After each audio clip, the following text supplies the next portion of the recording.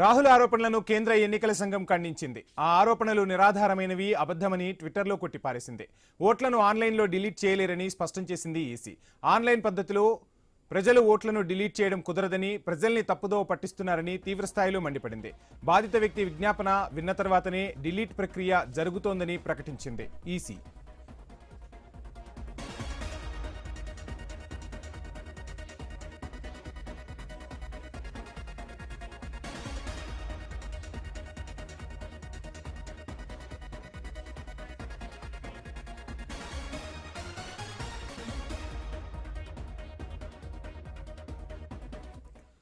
Aland assembly నియోజకవర్గంలో ఓటర్ల తొలగింపుకు కొన్ని విఫల ప్రయత్నాలు జరిగాయని ఈసీ తెలిపింది. ఈ విషయంపై దర్యాప్తు చేయడానికి ఎఫ్ఐఆర్ దాఖలు చేసిందని తన ప్రకటనలో తెలిపింది. రికార్డుల ప్రకారం అలంద్ అసెంబ్లీ నియోజకవర్గాన్ని 2018లో భారతీయ జనతా పార్టీకి చెందిన సుబేద్ గుత్తేదార్, 2023లో కాంగ్రెస్కు చెందిన బిఆర్ పాటిల్ గెలుచుకున్నారని ఈసీఐ గుర్తు చేసింది.